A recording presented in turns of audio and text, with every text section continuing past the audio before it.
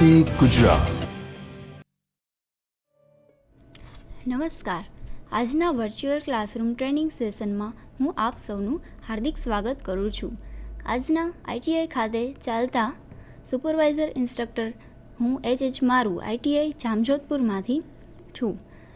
હવે આજે આઈટીઆઈ ખાતે ચાલતા ઇલેક્ટ્રિશિયન ટ્રેડ અંતર્ગત હું આપ સૌને સિલિકોન કંટ્રોલ રેક્ટિફાયર વિશે માહિતગાર કરીશ। તો સિલિકોન કંટ્રોલ રેક્ટિફાયર શું છે તે આપણે પહેલાં જોઈશું। તો સિલિકોન કંટ્રોલ રેક્ટિફાયર એ એક ઇલેક્ટ્રોનિક ડિવાઇસ છે। તેને ઇલેક્ટ્રોનિક ડિવાઇસ એટલે કહેવામાં આવે છે કેમ કે તેનો ઉપયોગ આપણે કોઈ પણ ઇલેક્ટ્રોનિક સર્કિટમાં કરી શકીએ છીએ।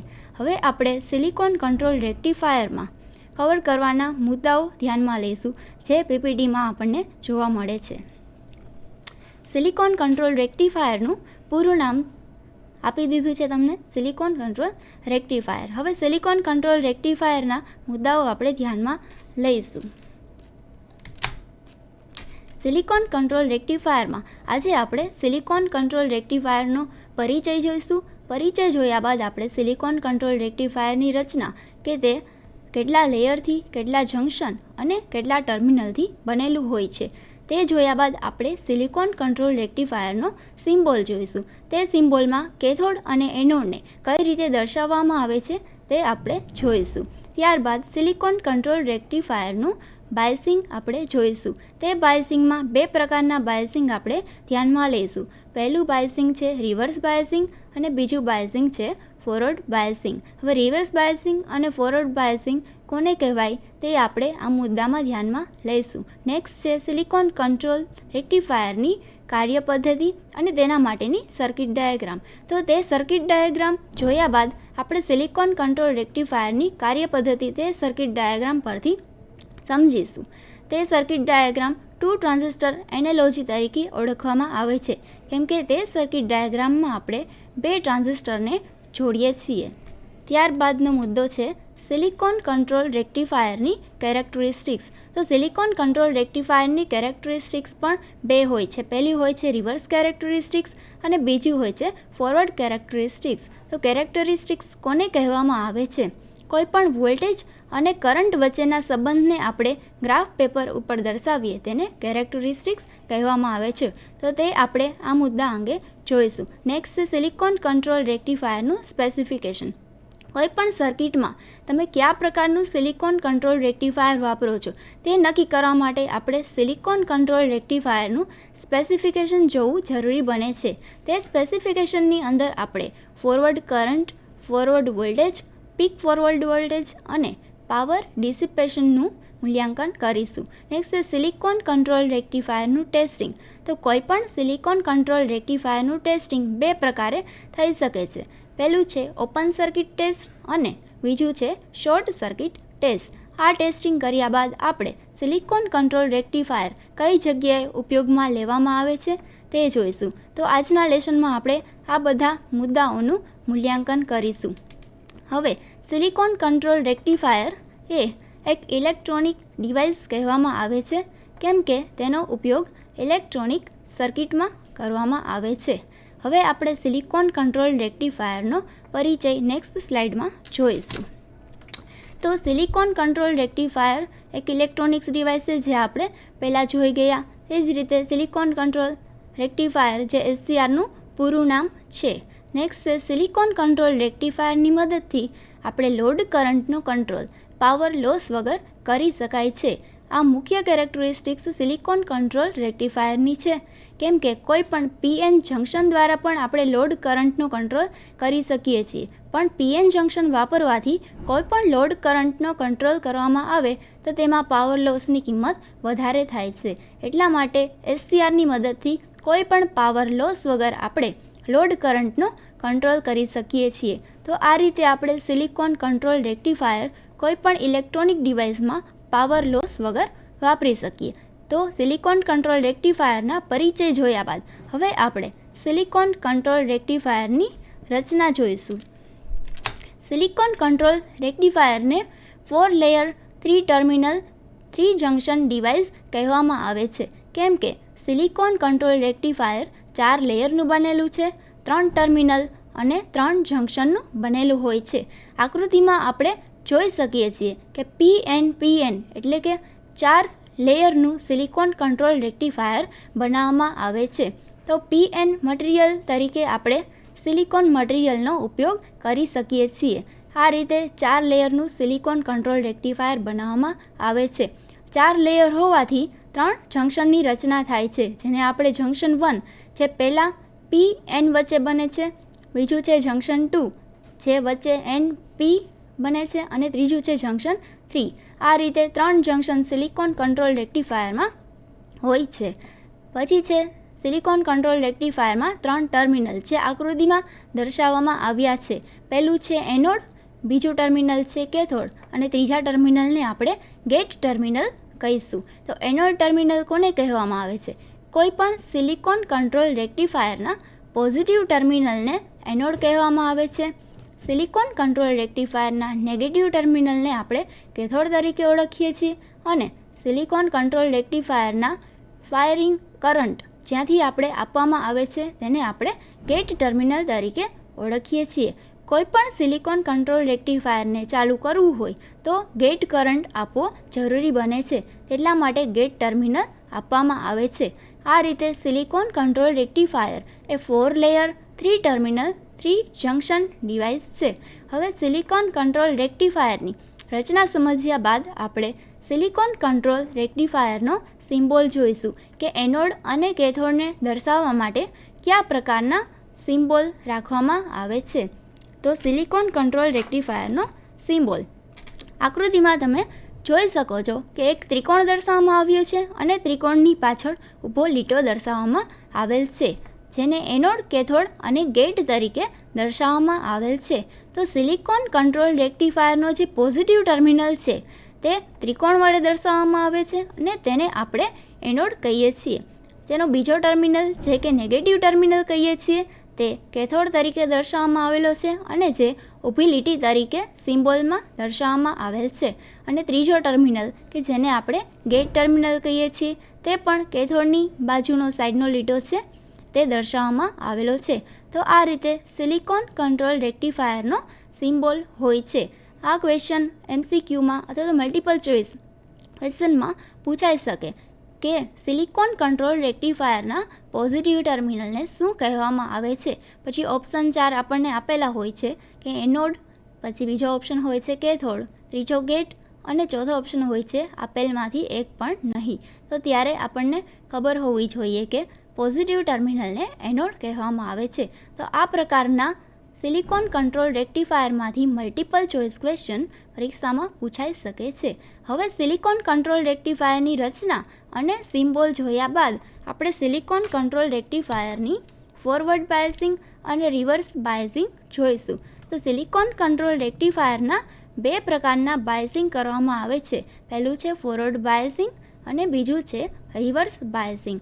તો પહેલાં ફોરવર્ડ બાયસિંગ કોને કહેવામાં આવે છે અને રિવર્સ બાયસિંગ કોને કહેવામાં આવે છે તે આપણે જોઈશું.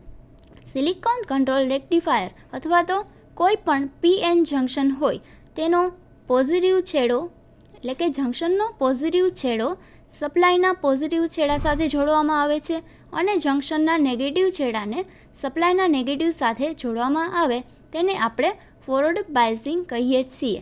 પછી છે રિવર્સ બાયસિંગ. તો રિવર્સ બાયસિંગ કોને કહેવામાં આવે છે? તો કોઈ પણ સપ્લાયનો નેગેટિવ છેડો PN જંક્શનના પોઝિટિવ છેડા સાથે જોડવામાં આવે અને જંક્શનનો નેગેટિવ છેડો છે તે સપ્લાયના પોઝિટિવ છેડા સાથે જોડવામાં આવે તેને રિવર્સ બાયસિંગ કહેવામાં આવે છે. તો અહીંયા આપણે સિલિકોન કંટ્રોલ રેક્ટિફાયરનું ફોરવર્ડ બાયસિંગ જોઈ શકીએ છીએ કે જે PN જંક્શનમાં દર્શાવેલું છે. તો કોઈ પણ સિલિકોન કંટ્રોલ રેક્ટિફાયરના એનોડ છેડાને સપ્લાયનો પોઝિટિવ આપવામાં આવે અને કેથોડ છેડાને સપ્લાયનો નેગેટિવ આપવામાં આવે ત્યારે સિલિકોન કંટ્રોલ રેક્ટિફાયર છે તે ફોરવર્ડ બાયસિંગ તરીકે વર્તે છે. આકૃતિમાં તમે જોઈ શકો છો કે 3 જંક્શન આપેલા છે. પહેલું જંક્શન છે J1, બીજું જંક્શન છે J2 અને ત્રીજું જંક્શન છે J3. તો પહેલા જંક્શનનો PN છે તે P છે પોઝિટિવ સાથે અને N છે એ સપ્લાયના નેગેટિવ સાથે જોડેલો છે.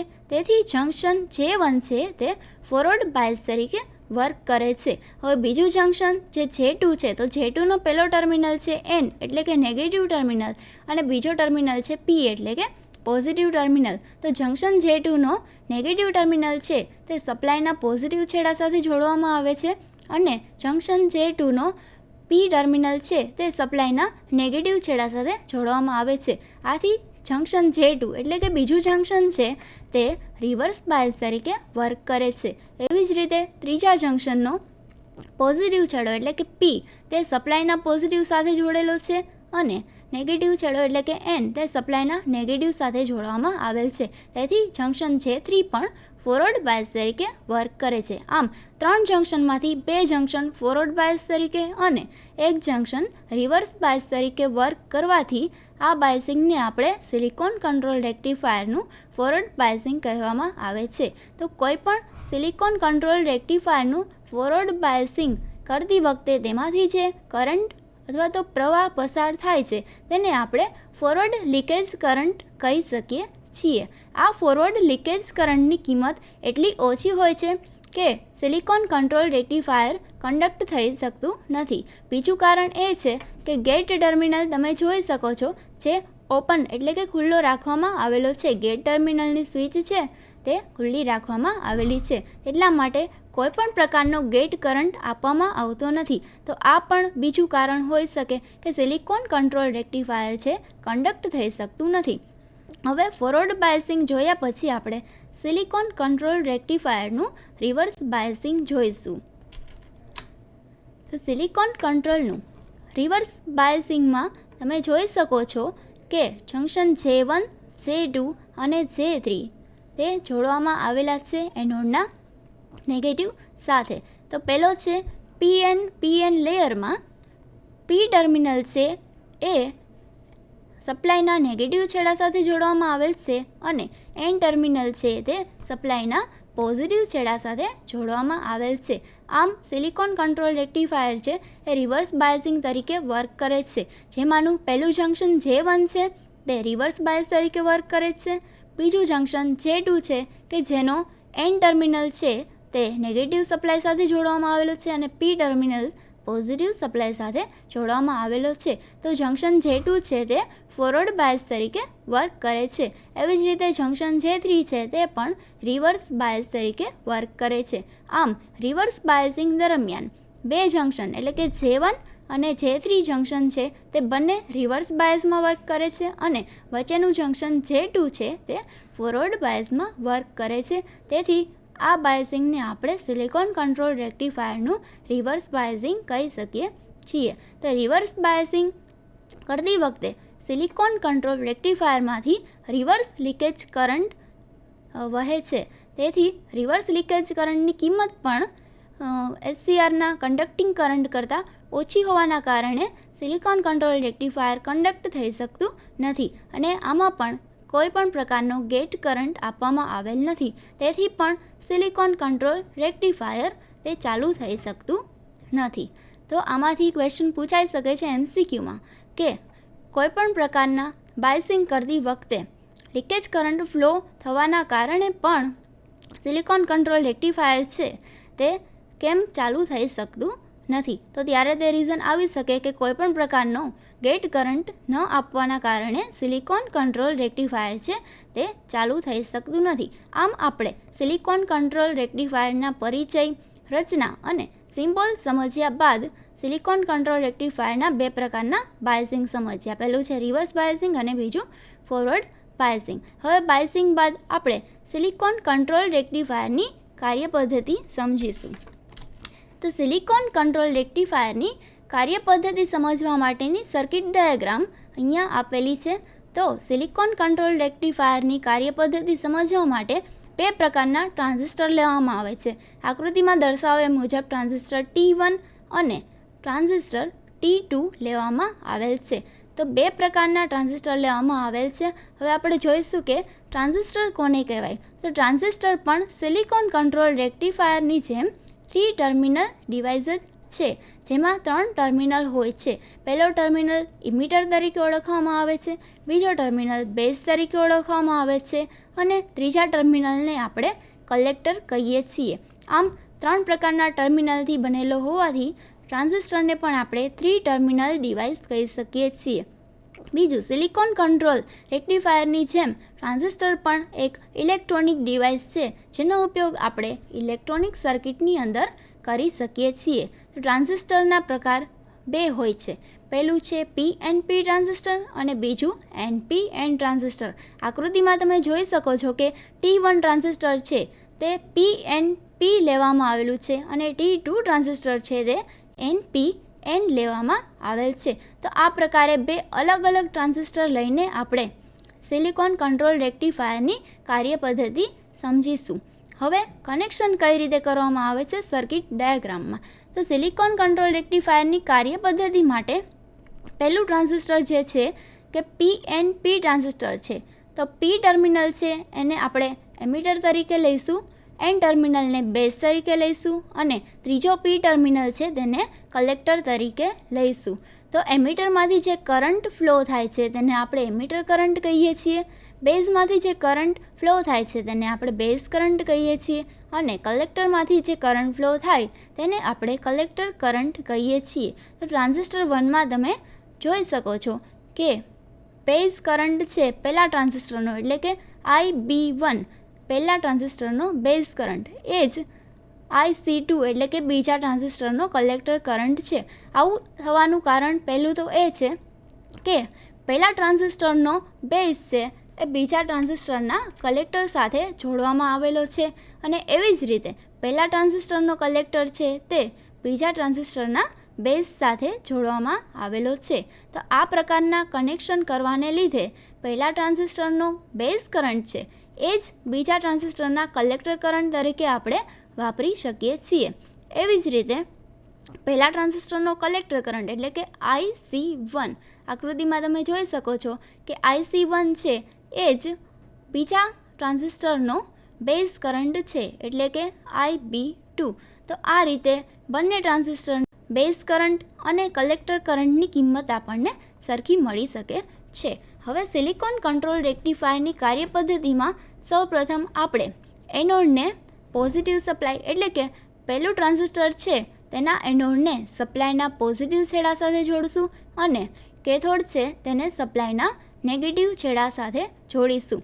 આ કનેક્શન બાદ બંને ટ્રાન્ઝિસ્ટર છે તે ફોરવર્ડ બાયસિંગમાં વર્ક કરશે, પરંતુ કોઈપણ પ્રકારનો ગેટ કરંટ ન આપવાને લીધે SCRનું કન્ડક્શન થઈ શકતું નથી. તેથી SCRને ચાલુ કરવા માટે આપણે ગેટ કરંટ આપવો ફરજિયાત છે. તો નેક્સ્ટ આપણે ગેટ કરંટ આપીને એનોડને સપ્લાયના પોઝિટિવ સાથે જોડીશું અને કેથોડને સપ્લાયના નેગેટિવ સાથે જોડીશું. આ જોડાણ કર્યા બાદ આપણે સપ્લાય આપવાથી પહેલા ટ્રાન્ઝિસ્ટરમાં બેઝ કરંટ વહે છે અને તે જ બેઝ કરંટ બીજા ટ્રાન્ઝિસ્ટરનો કલેક્ટર કરંટ હોવાને કારણે ટ્રાન્ઝિસ્ટર બીજામાંથી કલેક્ટર કરંટ IC2નું વહન ચાલુ થાય છે. IC2 એટલે કે બીજા ટ્રાન્ઝિસ્ટરનો કલેક્ટર કરંટ છે એ જ પહેલા ટ્રાન્ઝિસ્ટરનો બેઝ કરંટ છે. એવી જ રીતે કલેક્ટર કરંટ 1 એટલે કે પહેલા ટ્રાન્ઝિસ્ટરનો કલેક્ટર કરંટ એ બીજા ટ્રાન્ઝિસ્ટરનો બેઝ કરંટ છે. આમ પહેલા ટ્રાન્ઝિસ્ટરને બેઝ કરંટ અને કલેક્ટર કરંટ બંને મળવાના કારણે પહેલું ટ્રાન્ઝિસ્ટર ઓન થશે. પહેલા ટ્રાન્ઝિસ્ટરના કલેક્ટર કરંટ સાથે ગેટ કરંટ મળીને બીજા ટ્રાન્ઝિસ્ટરને કરંટ મળશે, એ દ્વારા બીજું ટ્રાન્ઝિસ્ટર પણ ઓન થશે. તો આ રીતે સિલિકોન કંટ્રોલ રેક્ટિફાયર ઓન થશે અને સતત કાર્ય આપી શકશે. ગેટ કરંટની કિંમત આપણે સિલિકોન કંટ્રોલ રેક્ટિફાયરને ચાલુ કરવા માટે જ આપવી પડે છે. ત્યારે ગેટ ટર્મિનલમાંથી આપણે પોઝિટિવ પલ્સ આપવાનો રહે છે. જ્યારે આપણે સિલિકોન કંટ્રોલ રેક્ટિફાયરને સતત કાર્યરત રહેવાનું થાય છે ત્યારે આપણે ગેટ પલ્સને બહાર કાઢી લઈએ તો પણ તે સતત કાર્ય આપે છે. આમ આપણે સિલિકોન કંટ્રોલ રેક્ટિફાયરને જ્યારે ચાલુ કરવાનું હોય ત્યારે જ ગેટ કરંટ આપવાની જરૂર પડે છે. પછી આપણે ગેટ કરંટ લઈ લઈએ તો પણ સિલિકોન કંટ્રોલ રેક્ટિફાયર છે તે સતત કાર્યરત રહેશે. આમ સિલિકોન કંટ્રોલ રેક્ટિફાયર ઓછા સમયમાં જ સતત કાર્ય આપણને આપી શકે છે. તો આ રીતે સિલિકોન કંટ્રોલ રેક્ટિફાયરની કાર્યપદ્ધતિ આપણે 2 ટ્રાન્ઝિસ્ટર એનાલોજી દ્વારા સમજ્યા બાદ હવે આપણે ટ્રાન્ઝિસ્ટરની કેરેક્ટરિસ્ટિક્સ જોઈશું. તો ટ્રાન્ઝિસ્ટરની કેરેક્ટરિસ્ટિક્સ 2 પ્રકારની હોય છે. પહેલી છે રિવર્સ કેરેક્ટરિસ્ટિક્સ અને બીજી છે ફોરવર્ડ કેરેક્ટરિસ્ટિક્સ. એ કેરેક્ટરિસ્ટિક્સ જોયા પહેલાં આપણે તે કેરેક્ટરિસ્ટિક્સ અંગે ધ્યાનમાં લેવાની વ્યાખ્યાઓ જોઈશું. આ વ્યાખ્યાઓ આપણે સમજીશું પછી જ આપણે સિલિકોન કંટ્રોલ રેક્ટિફાયરની કેરેક્ટરિસ્ટિક્સને બરાબર રીતે સમજી શકીશું. તો પહેલી વ્યાખ્યા છે ફોરવર્ડ બ્લોકિંગ રીજન, નેક્સ્ટ છે ફોરવર્ડ કન્ડક્શન રીજન, થર્ડ છે forward break over voltage, fourth holding current, fifth છે reverse breakdown voltage, next reverse blocking region. તો આ 6 કેરેક્ટરિસ્ટિક્સની વ્યાખ્યા સમજ્યા બાદ આ વ્યાખ્યાનો ઉપયોગ આપણે સિલિકોન કંટ્રોલ રેક્ટિફાયરની રિવર્સ અને ફોરવર્ડ કેરેક્ટરિસ્ટિક્સ સમજવા માટે કરીશું. તો પહેલું છે ફોરવર્ડ બ્લોકિંગ રીજન. તો ફોરવર્ડ બ્લોકિંગ રીજન કોને કહેવામાં આવે છે? સિલિકોન કંટ્રોલ રેક્ટિફાયર જ્યારે ઓન થયું ન હોય ત્યારની જે કેરેક્ટરિસ્ટિક્સ હોય છે, એટલે કે ત્યારની ફોરવર્ડ કેરેક્ટરિસ્ટિક્સ જે જગ્યાએ દર્શાવવામાં આવે છે તે રીઝનને આપણે ફોરવર્ડ બ્લોકિંગ રીજન કહીએ છીએ. બીજું છે ફોરવર્ડ કન્ડક્શન રીજન. તો ફોરવર્ડ કન્ડક્શન રીજન કોને કહેવામાં આવે છે? તો SCR ઓન થયા બાદ જે કેરેક્ટરિસ્ટિક્સ આપને વોલ્ટેજ અને કરંટની મળે છે તે આપણે જે જગ્યા પર દર્શાવીએ છીએ તેને આપણે ફોરવર્ડ કન્ડક્શન રીજન કહીશું. ત્રીજું છે હોલ્ડિંગ કરંટ. તો હોલ્ડિંગ કરંટ કોને કહેવામાં આવે છે? કોઈપણ સિલિકોન કંટ્રોલ રેક્ટિફાયરને સતત કાર્યરત રાખવા માટે લાગતો ઓછામાં ઓછો કરંટ, તેની કિંમતને આપણે હોલ્ડિંગ કરંટ કહીશું. કે એ ઓછામાં ઓછી કિંમત કરંટની આપ્યા બાદ આપણે સિલિકોન કંટ્રોલ રેક્ટિફાયરને સતત કાર્યરત રાખી શકીએ છીએ. ચોથી કેરેક્ટરિસ્ટિક છે રિવર્સ બ્રેકડાઉન વોલ્ટેજ. તો રિવર્સ બ્રેકડાઉન વોલ્ટેજ કોને કહેવામાં આવે છે? તો રિવર્સ બ્રેકડાઉન વોલ્ટેજ એ રિવર્સ વોલ્ટેજની એ કિંમત છે કે જે વોલ્ટેજની કિંમત પર રિવર્સ કરંટની કિંમત એકાએક વધી જાય છે. તે કિંમતને આપણે રિવર્સ બ્રેકડાઉન વોલ્ટેજ કહીશું. તો નેક્સ્ટ કેરેક્ટરિસ્ટિક્સ છે રિવર્સ બ્લોકિંગ રીજન. તો રિવર્સ બ્લોકિંગ રીજન કોને કહેવામાં આવે છે? જે રિવર્સ કેરેક્ટરિસ્ટિક્સ આપણે દર્શાવવામાં આવીએ SCR રિવર્સમાં કન્ડક્ટ થયા પહેલાંની રિવર્સ કેરેક્ટરિસ્ટિક્સ. તો આ પ્રમાણેની કેરેક્ટરિસ્ટિક્સ ની વ્યાખ્યાઓ સમજ્યા બાદ હવે આપણે સિલિકોન કંટ્રોલ રેક્ટિફાયરની કેરેક્ટરિસ્ટિક્સ સમજીશું. તો સિલિકોન કંટ્રોલ રેક્ટિફાયરમાં 2 પ્રકારની કેરેક્ટરિસ્ટિક્સ આવે છે. પહેલી છે રિવર્સ કેરેક્ટરિસ્ટિક્સ અને બીજી છે ફોરવર્ડ કેરેક્ટરિસ્ટિક્સ. પહેલાં તો કેરેક્ટરિસ્ટિક્સ કોને કહેવાય તે આપણે જોઈશું. તો કેરેક્ટરિસ્ટિક્સ એટલે કે કોઈ પણ વોલ્ટેજ અને કરંટ વચ્ચેનો ગ્રાફ ઉપર આપણે જે વોલ્ટેજ અને કરંટની કિંમત દર્શાવીએ તેને આપણે કેરેક્ટરિસ્ટિક્સ કહી શકીએ છીએ. રિવર્સ કેરેક્ટરિસ્ટિક્સ કોને કહેવામાં આવે? તો કોઈ પણ સિલિકોન કંટ્રોલ રેક્ટિફાયર હોય છે તેને આપણે રિવર્સ બાયસમાં આપ્યા પછી, એટલે કે સિલિકોન કંટ્રોલ રેક્ટિફાયરના એનોડને નેગેટિવ સપ્લાય અને સિલિકોન કંટ્રોલ રેક્ટિફાયરના કેથોડને પોઝિટિવ સપ્લાય આપવાથી તે સિલિકોન કંટ્રોલ રેક્ટિફાયર રિવર્સ બાયસિંગમાં કન્ડક્ટ કરશે. તો તે રિવર્સ બાયસિંગમાં કન્ડક્ટ કર્યા બાદ જે આપણને રિવર્સ વોલ્ટેજ અને રિવર્સ કરંટની કિંમત મળે છે તે કિંમતને આપણે ગ્રાફ પેપર ઉપર દર્શાવીએ તેને આપણે રિવર્સ કેરેક્ટરિસ્ટિક્સ કહીશું. નેક્સ્ટ છે સિલિકોન કંટ્રોલ રેક્ટિફાયરની ફોરવર્ડ કેરેક્ટરિસ્ટિક્સ. તો ફોરવર્ડ કેરેક્ટરિસ્ટિક્સ કોને કહીશું? તો સિલિકોન કંટ્રોલ રેક્ટિફાયરના એનોડને જ્યારે આપણે પોઝિટિવ સપ્લાય આપીએ અને કેથોડને જ્યારે આપણે નેગેટિવ સપ્લાય આપીએ છીએ ત્યારે સિલિકોન કંટ્રોલ રેક્ટિફાયર છે તે ફોરવર્ડ બાયસ તરીકે વર્તે છે. તો આ ફોરવર્ડ બાયસ દરમિયાન જે ફોરવર્ડ કરંટની કિંમત અને ફોરવર્ડ વોલ્ટેજની કિંમત આપણે ગ્રાફ પેપર ઉપર દર્શાવીએ તેને સિલિકોન કંટ્રોલ રેક્ટિફાયરની ફોરવર્ડ કેરેક્ટરિસ્ટિક્સ કહેવામાં આવે છે. હવે આપણે સિલિકોન કંટ્રોલ રેક્ટિફાયરની ટોટલ કેરેક્ટરિસ્ટિક્સ ગ્રાફ પેપર ઉપર કઈ રીતે દર્શાવવામાં આવે છે તે આપણે નેક્સ્ટ PPTમાં જોઈશું. તો સિલિકોન કંટ્રોલ રેક્ટિફાયરની કેરેક્ટરિસ્ટિક્સમાં તમે રિવર્સ રીજનમાં પહેલાં જોઈ શકો છો કે રિવર્સ લીકેજ કરંટ. તો રિવર્સ લીકેજ કરંટ આપણે આગળ જોઈ ગયા તે પ્રમાણે કોઈપણ સિલિકોન કંટ્રોલ રેક્ટિફાયરમાં રિવર્સ બાયસિંગ દરમિયાન ફ્લો થતા કરંટની કિંમતને રિવર્સ લીકેજ કરંટ કહે છે. તો સ્ટાર્ટિંગમાં જ્યારે આપણે રિવર્સ બાયસિંગમાં સિલિકોન કંટ્રોલ રેક્ટિફાયરને જોડીએ છીએ ત્યારે તેના રિવર્સ લીકેજ કરંટની કિંમત ખૂબ જ ઓછી હોય છે અને તે કિંમત આપણે રિવર્સ બ્લોકિંગ રીજનમાં દર્શાવવી પડે છે. હવે રિવર્સ લીકેજ કરંટની કિંમત જે જગ્યા પર એકાએક વધી જાય, તમે ગ્રાફમાં જોઈ શકો છો કે રિવર્સ લીકેજ કરંટની કિંમત VBR એટલે કે રિવર્સ બ્રેકડાઉન વોલ્ટેજ વખતે રિવર્સ કરંટની કિંમત એકાએક વધી જાય છે.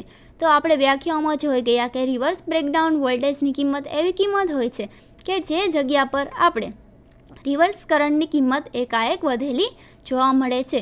તો આ સિલિકોન કંટ્રોલ રેક્ટિફાયરની રિવર્સ કેરેક્ટરિસ્ટિક્સ થઈ. હવે આપણે સિલિકોન કંટ્રોલ રેક્ટિફાયરની ફોરવર્ડ કેરેક્ટરિસ્ટિક્સ ગ્રાફમાં જોઈ શકો છો તે સમજીશું. તો સ્ટાર્ટિંગમાં સિલિકોન કંટ્રોલ રેક્ટિફાયર જ્યારે વોલ્ટેજ ફોરવર્ડ વોલ્ટેજના 0 હોય છે અને ફોરવર્ડ કરંટ પણ 0 હોય છે. હવે જ્યારે ફોરવર્ડ બ્લોકિંગ રીજન એમાં દર્શાવવામાં આવેલું છે પહેલું, તો ફોરવર્ડ બ્લોકિંગ રીજન એટલે કે SCR તે જગ્યાએ ઓન થયેલો હોતો નથી. હવે SCR ઓન થવા માટે તેને ઓછામાં ઓછો વોલ્ટેજ લાગે છે તે આપણે VBO એટલે કે બ્રેક ઓવર વોલ્ટેજ આપણે કહીએ છીએ.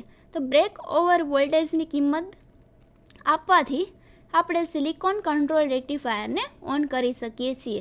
જ્યારે વોલ્ટેજ બ્રેક ઓવર હોય છે તે જગ્યા પર ગેટ કરંટની કિંમત 0 હોય છે.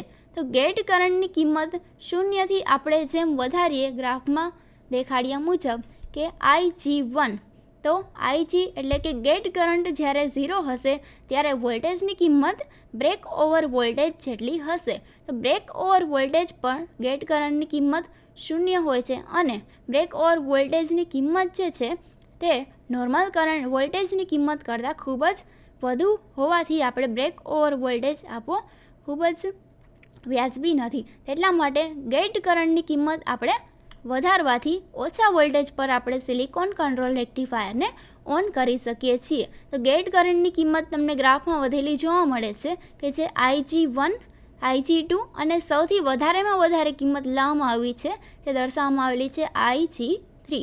તો આ પ્રમાણે ગેટ કરંટની કિંમત આપણે જેમ વધારતા જઈએ તેમ વોલ્ટેજની કિંમત એટલે કે ફોરવર્ડ વોલ્ટેજ જે આપણે આપવો પડે છે સિલિકોન કંટ્રોલ રેક્ટિફાયરને ઓન થવા માટે તેની કિંમત ઘટતી જોવા મળે છે. એટલે કે ઓછા વોલ્ટેજ પર અને વધારે કરંટ આપવાથી તમે સિલિકોન કંટ્રોલ રેક્ટિફાયરને ઓન કરી શકો છો. હવે IG3ની કિંમત પર જે વોલ્ટેજ હોય છે તેને આપણે મિનિમમ વોલ્ટેજ કહીશું. એટલે કે એ વોલ્ટેજ મિનિમમ વોલ્ટેજ હોય છે SCRને ઓન કરવા માટે.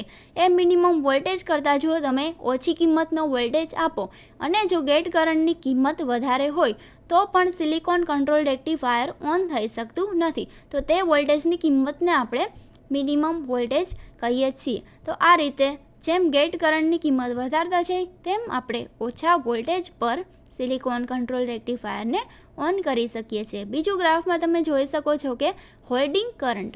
તો હોલ્ડિંગ કરંટ આપણે જોઈ ગયા કે હોલ્ડિંગ કરંટ કોને કહેવામાં આવે છે? કોઈ પણ સિલિકોન કંટ્રોલ રેક્ટિફાયરને સતત કાર્યરત રાખવા માટે લાગતો ઓછામાં ઓછા કરંટની કિંમતને આપણે હોલ્ડિંગ કરંટ કહીએ છીએ. તો હોલ્ડિંગ કરંટની કિંમત ખૂબ જ ઓછી હોય છે પણ તે સિલિકોન કંટ્રોલ રેક્ટિફાયરને ઓન કરવા માટે જરૂરી હોય છે. તો આ રીતે આપણે સિલિકોન કંટ્રોલ રેક્ટિફાયરની કેરેક્ટરિસ્ટિક્સ ભણી ગયા કે જેમાં આપણે રિવર્સ કેરેક્ટરિસ્ટિક્સ અને ફોરવર્ડ કેરેક્ટરિસ્ટિક્સ જોઈ. આમાંથી પણ કોઈ પણ પ્રકારની પ્રશ્નોત્તરી પૂછાઈ શકે છે. જેમ કે કોઈ પણ સિલિકોન કંટ્રોલ રેક્ટિફાયરને ઓછા વોલ્ટેજ પર આપણે ચાલુ કરવું હોય તો તેનો ગેટ કરંટ કેવું રાખવો જોઈએ? તો મલ્ટિપલ ચોઇસમાં ઓપ્શન બી આપેલો હોય છે કે ગેટ કરંટ વધારે રાખવો જોઈએ, ગેટ કરંટ 0 રાખવો જોઈએ અથવા તો ગેટ કરંટ ઓછામાં ઓછો રાખવો જોઈએ. તો ત્યારે આપણને ખબર હોવી જોઈએ કે મિનિમમ વોલ્ટેજ પર ગેટ કરંટની કિંમત મેક્સિમમ હોય છે. તો આ રીતે સિલિકોન કંટ્રોલ રેક્ટિફાયરની કેરેક્ટરિસ્ટિક્સ સમજ્યા બાદ હવે આપણે સિલિકોન કંટ્રોલ રેક્ટિફાયરનું સ્પેસિફિકેશન સમજીશું. તો સિલિકોન કંટ્રોલ રેક્ટિફાયરનું સ્પેસિફિકેશન કોને કહેવામાં આવશે તે પહેલાં આપણે જોઈશું. કોઈ પણ ઇલેક્ટ્રોનિક સર્કિટમાં અલગ અલગ પ્રકારના સિલિકોન રેક્ટિફાયર જોવા મળે છે. તો સિલિકોન કંટ્રોલ રેક્ટિફાયર કયા પ્રકારનું આપણે વાપરવું જોઈએ તે આપણે સિલિકોન કંટ્રોલ રેક્ટિફાયરના સ્પેસિફિકેશન ઉપરથી નક્કી કરીશું. તો આપણને સર્કિટની ખબર હોવી જોઈએ કે કયા સર્કિટમાં કયા પ્રકારના સ્પેસિફિકેશનવાળા સિલિકોન કંટ્રોલ રેક્ટિફાયરનો ઉપયોગ થાય છે. તો એના સ્પેસિફિકેશન અંતર્ગત 4 પ્રકારના સ્પેસિફિકેશન આપેલા છે. પહેલું છે ફોરવર્ડ કરંટની કિંમત, બીજું છે પીક ફોરવર્ડ વોલ્ટેજની કિંમત, ત્રીજું છે પાવર ડિસિપેશન અને ચોથું છે ફાયરિંગ વોલ્ટેજ. તો પહેલાં આપણે જોઈશું કે ફોરવર્ડ કરંટ કોને કહેવાય. તો કોઈ પણ સિલિકોન કંટ્રોલ રેક્ટિફાયરમાંથી ફોરવર્ડ બાયસિંગ આપ્યા બાદ સિલિકોન કંટ્રોલ રેક્ટિફાયરના એનોડથી કેથોડ તરફ વહેતા મેક્સિમમ સલામત કરંટને, એટલે કે એ કરંટની કિંમત કરતાં જો કિંમત વધી જાય તો જ સિલિકોન કંટ્રોલ રેક્ટિફાયરને નુકસાન થાય, તે પ્રકારની કરંટની કિંમતને આપણે ફોરવર્ડ કરંટ કહીશું. તો અહીંયા આપણે સિલિકોન કંટ્રોલ રેક્ટિફાયર TYN612 મોડલનો ફોરવર્ડ કરંટ લીધેલો છે, જે 12 એમ્પિયર દર્શાવવામાં આવેલો છે. બીજું છે પીક ફોરવર્ડ વોલ્ટેજ. તો પીક ફોરવર્ડ વોલ્ટેજની કિંમત 600 વોલ્ટ દર્શાવવામાં આવેલી છે. તે પણ silicon control rectifier model number 612ની કિંમત છે. તો પીક ફોરવર્ડ વોલ્ટેજ કોને કહેવામાં આવે છે?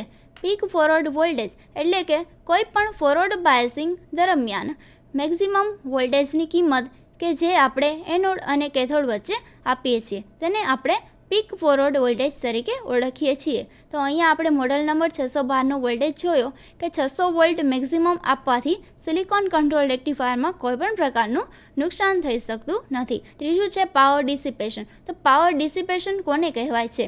તો પાવર ડિસિપેશન એ એક પ્રકારનો પાવર લોસ છે. તો પાવર લોસ એટલે કે કોઈપણ લોડ કરંટનો કંટ્રોલ કરવા માટે પાવર ડિસિપેશન જરૂરી છે, પરંતુ સિલિકોન કંટ્રોલ રેક્ટિફાયરમાં કોઈપણ પ્રકારના પાવર લોસ કર્યા બાદ જ લોડ કરંટનો કંટ્રોલ આપણે કરી શકીએ છીએ. નેક્સ્ટ છે ફાયરિંગ વોલ્ટેજ.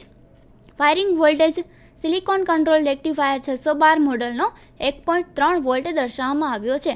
હવે ફાયરિંગ વોલ્ટેજ આપણે કોને કહીશું? તો કોઈપણ સિલિકોન કંટ્રોલ રેક્ટિફાયરને ચાલુ કરવા માટે લાગતો ઓછામાં ઓછા વોલ્ટેજની કિંમતને આપણે ફાયરિંગ વોલ્ટેજ તરીકે ઓળખીશું, કે તેનાથી ઓછી કિંમતનો વોલ્ટેજ આપવાથી આપણે સિલિકોન કંટ્રોલ રેક્ટિફાયરને ચાલુ કરી શકતા નથી. તો તે વોલ્ટેજની કિંમતને આપણે ફાયરિંગ વોલ્ટેજ કહીએ છીએ. તો આ રીતે સિલિકોન કંટ્રોલ રેક્ટિફાયરના સ્પેસિફિકેશનની કિંમત આપણને અલગ અલગ મોડલની અલગ અલગ હોય છે, કે જે ઇલેક્ટ્રોનિક સર્કિટ બનાવતી વખતે ધ્યાનમાં લેવી ખૂબ જ જરૂરી છે. કેમ કે જે કોઈ બી ઇલેક્ટ્રોનિક સર્કિટ હોય તેમાં અલગ અલગ સિલિકોન કંટ્રોલ રેક્ટિફાયર વાપરવામાં આવેલા હોય છે. તો જો તેના સ્પેસિફિકેશન વાઇઝ તે સિલિકોન કંટ્રોલ રેક્ટિફાયર આપણે નહીં વાપરીએ તો તે ઇલેક્ટ્રોનિક સર્કિટ છે તે બરાબર કાર્ય આપી શકશે નહીં. એટલા માટે સિલિકોન કંટ્રોલ રેક્ટિફાયરના સ્પેસિફિકેશન ખૂબ જ જરૂરી છે. હવે સિલિકોન કંટ્રોલ રેક્ટિફાયરના સ્પેસિફિકેશન જાણ્યા બાદ આપણે સિલિકોન કંટ્રોલ રેક્ટિફાયરનું ટેસ્ટિંગ જોઈશું. તો સિલિકોન કંટ્રોલ રેક્ટિફાયરનું ટેસ્ટિંગ 2 મીટર દ્વારા કરવામાં આવે છે. પહેલું છે મલ્ટીમીટર અને બીજું છે ઓમ મીટર. ઓમ મીટર દ્વારા પણ રેઝિસ્ટન્સની કિંમત માપીને આપણે સિલિકોન કંટ્રોલ રેક્ટિફાયરનું ટેસ્ટિંગ કરી શકીએ છીએ. અને બીજું છે મલ્ટીમીટર. તો મલ્ટીમીટર દ્વારા પણ આપણે કોઈપણ સિલિકોન કંટ્રોલ રેક્ટિફાયરનો રેઝિસ્ટન્સ જાણી શકીએ છીએ. હવે મલ્ટીમીટર એ એક એવું મીટર છે કે જેની અંદર અલગ અલગ રેન્જ દર્શાવવામાં આવેલી છે, તે આપણે જોઈશું મલ્ટીમીટરમાં. મલ્ટીમીટર આપણે અહીંયા આપેલું છે ટેલીટોપ પર. હવે અહીંયા દર્શાવેલું મલ્ટીમીટર છે. મલ્ટીમીટરની અંદર અલગ અલગ રેન્જ આપેલી છે, જેને આપણે ડિજિટલ મલ્ટીમીટર એટલે કે આંકડામાં મલ્ટીમીટર કિંમત દર્શાવે છે. અત્યારે ઓફ કન્ડિશનમાં છે. ઓફ કન્ડિશનની બાજુમાં ઓમની સાઇન દર્શાવેલી છે. તો ઓમની સાઇન એટલે કે ઓમ છે તે રેઝિસ્ટન્સની કિંમત દર્શાવે છે. રેઝિસ્ટન્સની કિંમત અહીંયા અલગ અલગ રેન્જમાં આપેલી છે, જે તમે જોઈ શકો છો. પહેલું છે 200 ઓમ. તો 200 ઓમ એ નોર્મલ ઓમની કિંમત છે, એટલે કે નોર્મલ રેઝિસ્ટન્સની કિંમત છે. બીજી છે કિલો ઓમની કિંમત બધી આપેલી છે, 2 છે 20 અને 200 કિલો ઓમ. પછી જે કિંમત આપેલી છે તે મેગા ઓમમાં આપેલી છે, જે 2 અને 20 મેગા ઓમ છે. મલ્ટીમીટરમાં રેઝિસ્ટન્સ સિવાય પણ આપણે વોલ્ટેજ અને કરંટની કિંમત પણ માપી શકીએ છીએ. જે ડીસી વોલ્ટેજ માપવાનું હોય તો મલ્ટીમીટરની રેન્જ આપણે ડીસી વોલ્ટેજમાં સેટ કરવાની રહે છે. ડીસી વોલ્ટેજનો સિમ્બોલ અહીંયા દર્શાવવામાં આવેલ છે વી એટલે કે વોલ્ટેજ, અને બાજુમાં ડીસી વેવફોર્મ દર્શાવેલા હોય તો તે રેન્જ પર આપણે મલ્ટીમીટરને સેટ કરવું પડે છે જ્યારે ડીસી વોલ્ટેજ માપવા હોય ત્યારે. હવે જ્યારે એસી વોલ્ટેજ માપવાના હોય ત્યારે આપણે મલ્ટીમીટરની રેન્જ એસી વોલ્ટેજ પર સેટ કરવી જોઈએ. એસી વોલ્ટેજમાં પણ આપણને વોલ્ટેજનો વી આપેલો હોય છે અને એસી એટલે કે સાઇનોસોઇડલ વેવ દર્શાવવામાં આવે છે. તો આમાં પણ એસી વોલ્ટેજની કિંમત અલગ અલગ રીતે આપણે માપી શકીએ છીએ. અત્યારે આપણે સિલિકોન કંટ્રોલ રેક્ટિફાયરનું ટેસ્ટિંગ કરવાનું છે. તો સિલિકોન કંટ્રોલ રેક્ટિફાયરના ટેસ્ટિંગ કરવા માટે આપણે મલ્ટીમીટરને ઓમમાં સેટ કરીશું. એટલે કે આ ઓમનો સિમ્બોલ દર્શાવવામાં આવેલો છે. એની અંદર આપણે જે કોઈ પણ સિલિકોન કંટ્રોલ રેક્ટિફાયરની રેન્જ સેટ કરવાની હોય, ધારો કે અહીંયા આપણે 200 ઓમની રેન્જ સેટ કરીએ છીએ. તો 200 ઓમની રેન્જ સેટ કર્યા બાદ મલ્ટીમીટરના 2 લીડ્સ આપે, જેને આપણે પોઝિટિવ લીડ્સ અને બ્લેક કલરના લીડને નેગેટિવ લીડ કહીએ છીએ. તો જ્યારે સિલિકોન કંટ્રોલ રેક્ટિફાયરનું ટેસ્ટિંગ કરવાનું હોય છે, ત્યારે સિલિકોન કંટ્રોલ રેક્ટિફાયરની એનોડને આપણે પોઝિટિવ લીડ સાથે જોડવા પડે છે અને કેથોડને આપણે નેગેટિવ લીડ સાથે જોડવા પડે છે. આ જોડાણ કર્યા બાદ મલ્ટીમીટરની રેન્જ આપણે ઓમમાં સેટ કરવી પડે છે. તો આ રીતે મલ્ટીમીટરનો ઉપયોગ તાલીમાર્થીઓ સિલિકોન કંટ્રોલ રેક્ટિફાયરના ટેસ્ટિંગ માટે કરી શકે છે.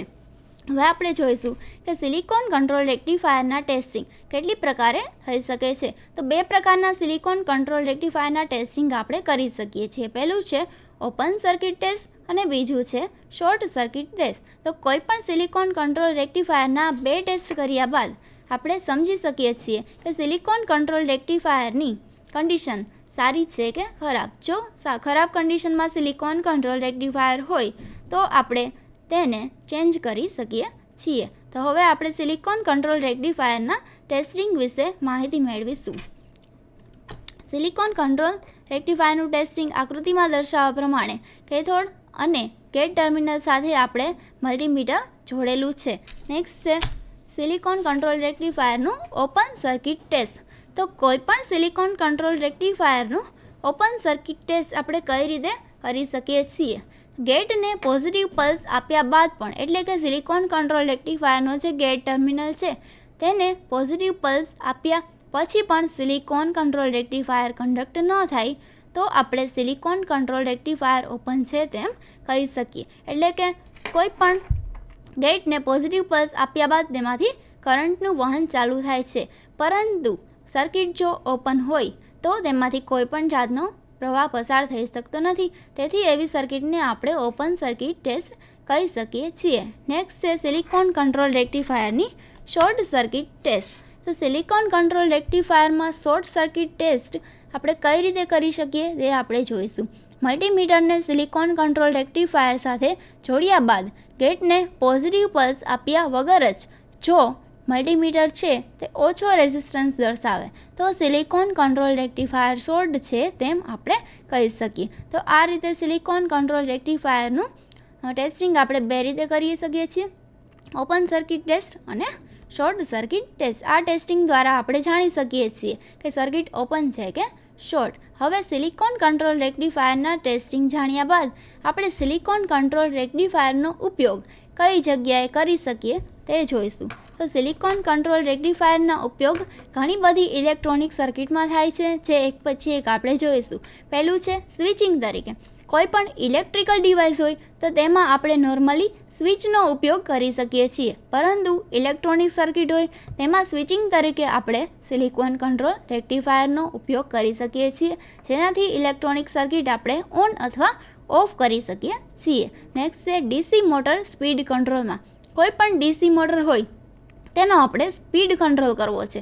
તો સ્પીડ કંટ્રોલમાં આપણે સિલિકોન કંટ્રોલ રેક્ટિફાયરના ગેટ કરંટમાં વધારો ઘટાડો કરીને સ્પીડમાં કંટ્રોલ કરી શકીએ છીએ.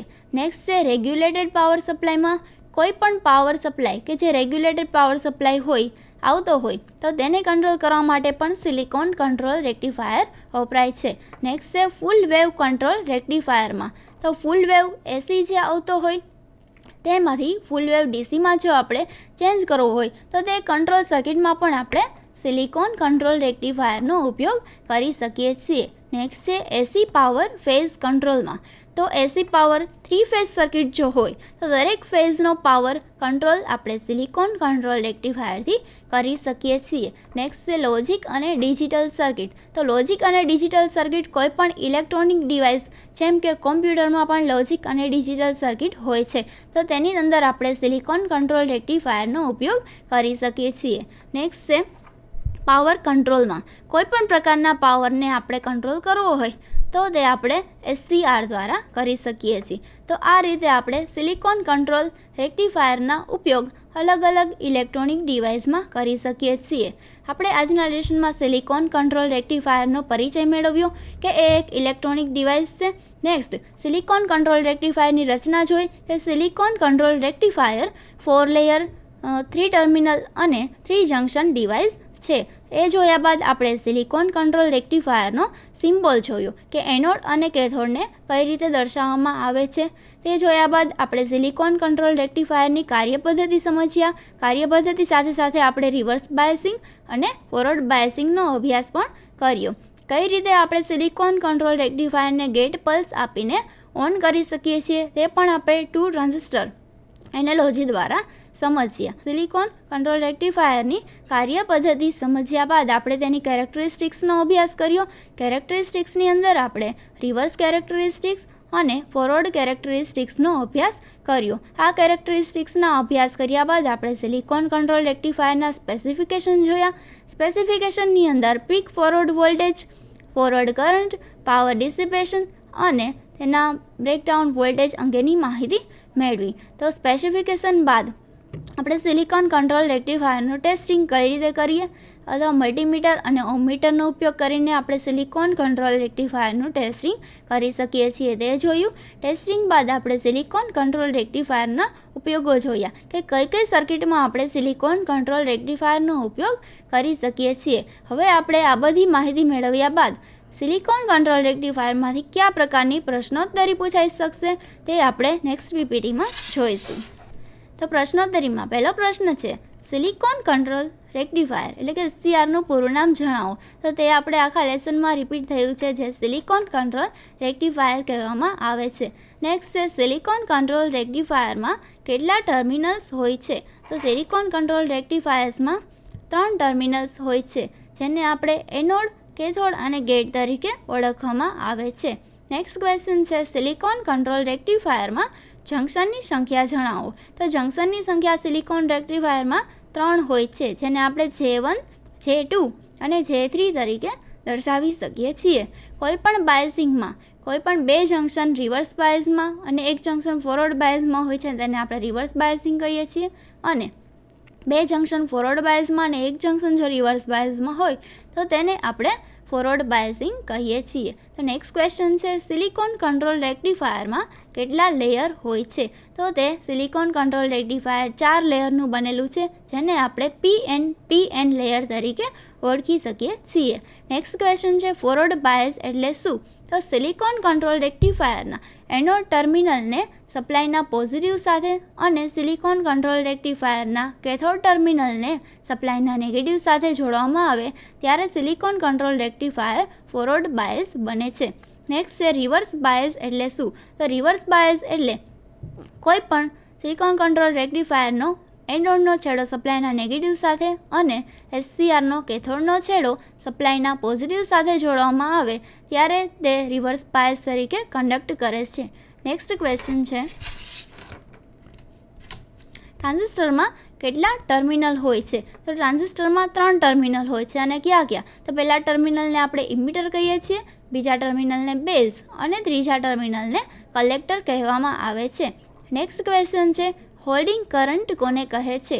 તો હોલ્ડિંગ કરંટ એટલે કે સિલિકોન કંટ્રોલ રેક્ટિફાયરને સતત કાર્યરત રાખવા માટે લાગતો ઓછામાં ઓછો કરંટ તેને આપણે હોલ્ડિંગ કરંટ કહીએ છીએ.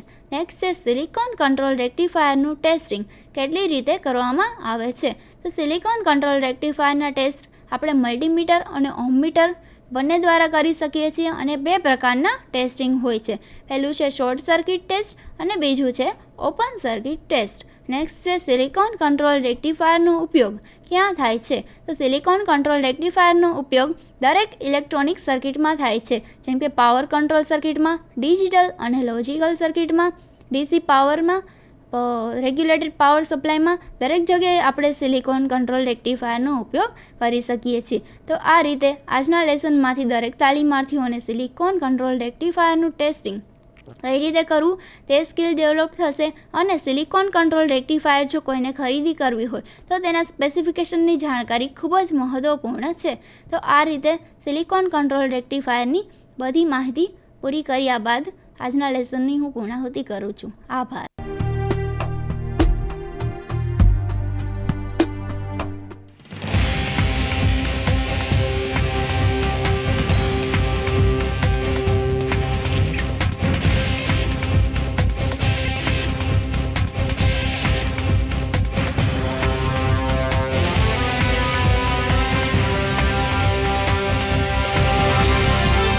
વંદે ગુજરાત.